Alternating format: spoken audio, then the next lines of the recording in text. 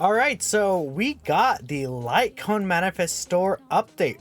If I'm correct, this should be giving us the details for all, I believe, 6 of the free-to-play 4-star light cones about to enter with the 2.0 update, which is really, really good.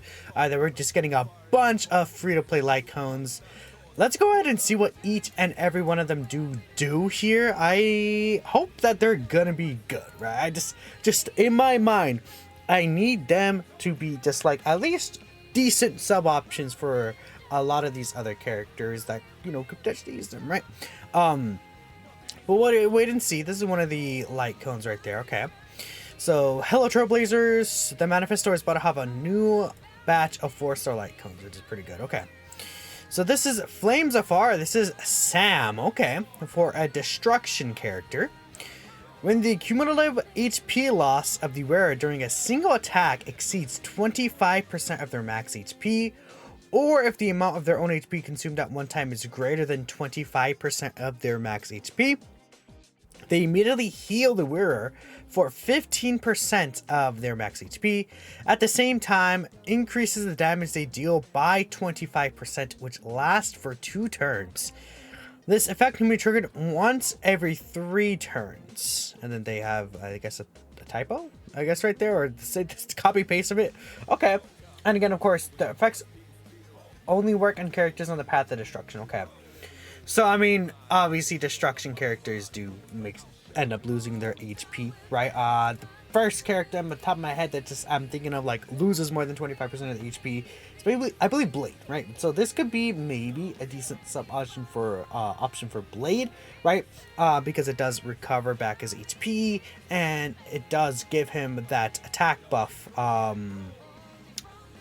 25% extra damage for the 2 turns, which does last a pretty decent amount of time, I would say, right? You know, the 2 turns buff. So that is interesting. So we'll have to wait and see what that is going to do. But, you know, like, Jean Liu doesn't lose like more than 25% of her HP when she's using that, for example, right?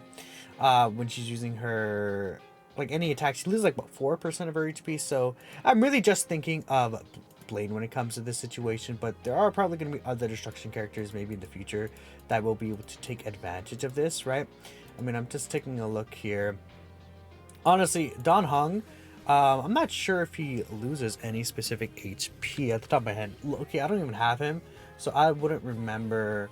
From what I'm understanding, he does not lose HP though, based on what I'm remembering from his kit, just like very baselandish, but okay, that's fine. So okay, I'm thinking mostly Blade here, like in terms of 5-star characters, so that's cool. So I have Final Victor here. Okay, for hunt characters. Okay, this is for the Path of the Hunt. So what this one is doing here is when they wears attack, increases their attack by 12%. If they land a crit, they gain a stack of good fortune that goes up to 4 times. Every stack of good fortune increases their crit damage by 8%. And then good fortune will be removed at the end of the wearer's turn. So, I mean, like, so every time you do a crit, it stacks up potentially up to an extra, that's what, 24? No, that's 32% crit damage, which actually is not a bad number. But it's like every time you land a critical hit, I mean, if your characters are built really good, like if you have if you have a character that's like built like to like, I don't know, even 70-80% crit rate, you know, that's reasonable that you'll be able to get that. But I mean, I don't know, not really a fan of this. It is at the end of the day kind of RNG based on getting like how much crit damage you get, and then it's going to be removed at the end of the wearer's turn too, so it's not even like something you stack up permanently. I don't even really like this one, honestly. Was like, you know, this one is like, at least when this happens, you get the damage guaranteed, right? This is like, yeah, I don't know, and you have to stack it up as well. Yeah, I'm not really a fan of this all-in light cone personally. Okay. The Day the Cosmos Fell increases the wearer attack by 16%. When the wearer uses an attack and at least 2 attacked enemies have the corresponding weakness, 20% crit damage for 2 turns on erudition characters. Okay. So the thing about erudition is that erudition, that, well, I mean, I guess previously they didn't even have the best Lycones. We got pure fiction now, which I guess helps out, like, you know, with like the herder Lycone, that could be really good there in pure fiction. I mean, this one, like, I actually don't think it's that, like, uncommon that multiple enemies will have the same weakness. As long, it just has to be 2 enemies who attack. And then they get 20% crit damage increase and then 16% attack increase. Like, this is not terrible. Like, you know, 16% attack increase, 12%, 20% crit damage. I mean, it could be worse. It could definitely be worse. And at least, again, it's something that I feel like most of the time you'll get. And, you know, when you enter a battle, you know what weaknesses the enemy is going to have. So at least that's a good thing too, right? For just a free-to-play Lycone, I will take this for a free-to-play 4-star Lycone. You know what? I mean, there's definitely,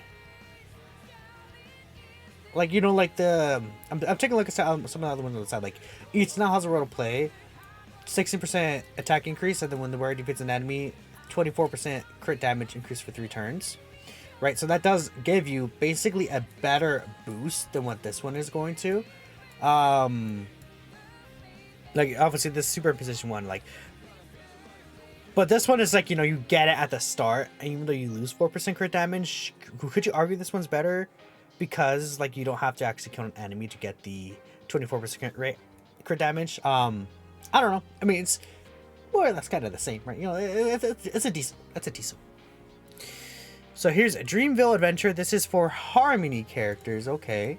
When it comes to Harmony characters, I feel like, you know, especially because Harmony characters are usually like supporting characters, the free-to-play Lycones, there's actually already a bunch of good free-to-play Lycones for this one, for Harmony characters, but let's see.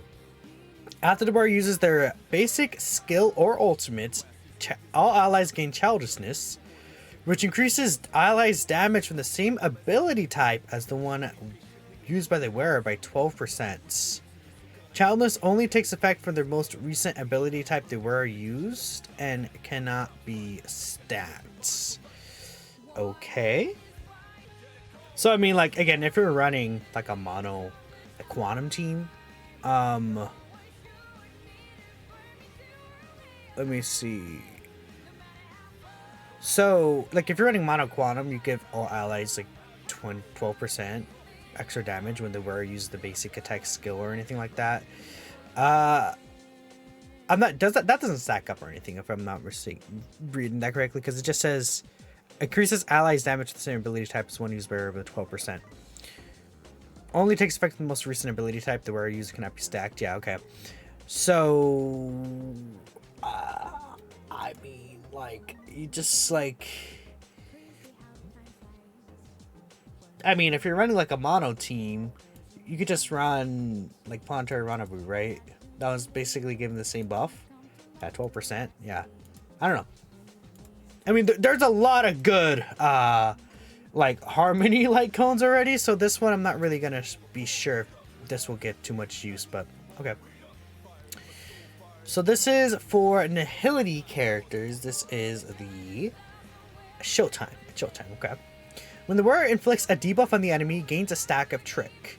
Every stack of Trick increases the damage of the wearer by 6%. That stacks up to 3 times. This effect lasts for 1 turn. So when the wearer's effect hit rate is 80% or higher, the attack is increased by 20%. This one actually might be interesting for Black Swan a little bit, right? Because we know Black Swan's ultimate, she makes all the Arcana into, like, all the different, like, types of DOT debuff, right? So that would actually increase the damage up to, what's it called? That'd be what, 24%? And then the thing is with Black Swan is you also want a high effect hit rate based on her kit, because she gets damage scaling off of effect hit rate.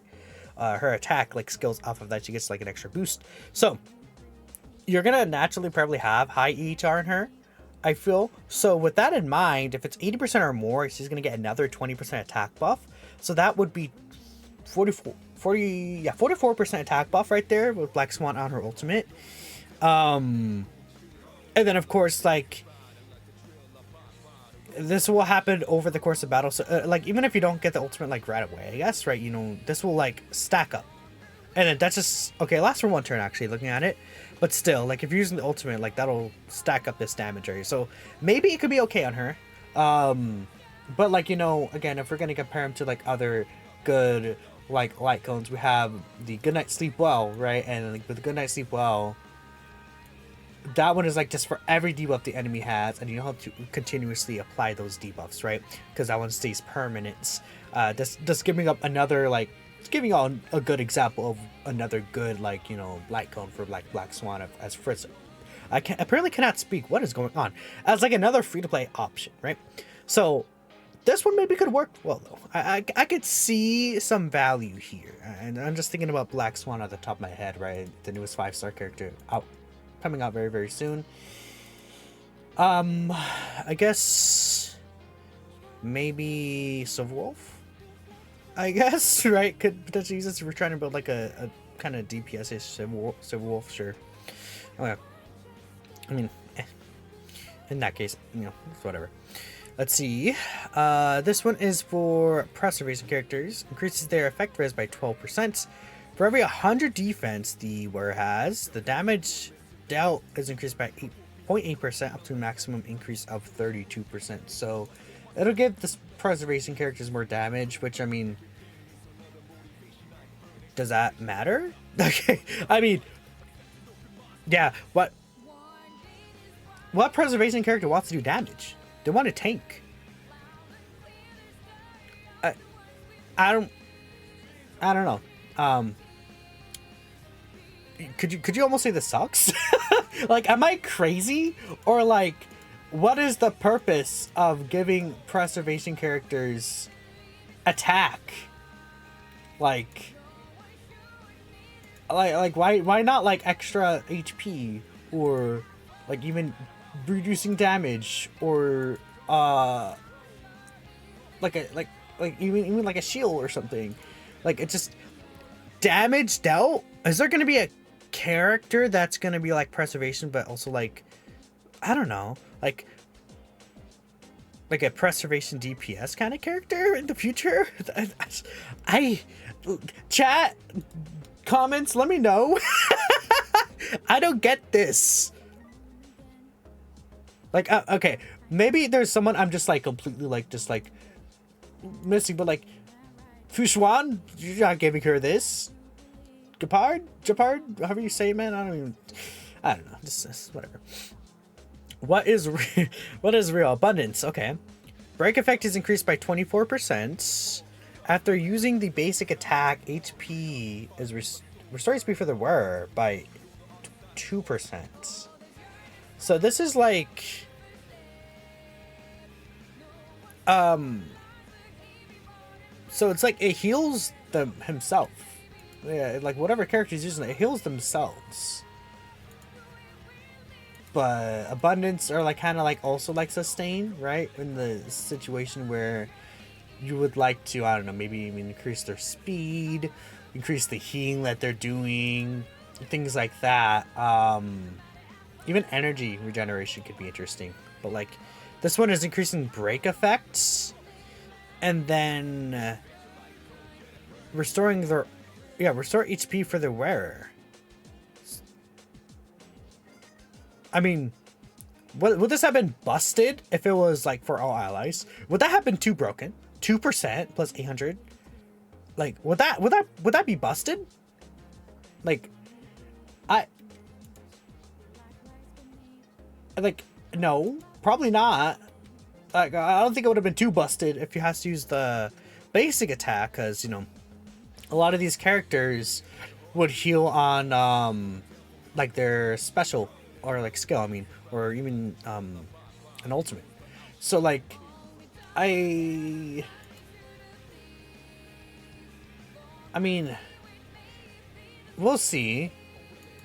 like it could be interesting, I guess, right? But you know, like, are they gonna introduce characters that'll be good for these two? I don't know. A lot of these are like, eh. I like this one. The destruction one I think is interesting. I think this one could be interesting, and I think the Nihility one could be interesting as well. But the rest, I'm like, especially like this one. I'm just this one is just so funny to me. I don't know. Let me know, y'all, what you think about these free-to-play icons. But that is everything about them. Thanks for watching, and I'll catch you in the next video. Peace out.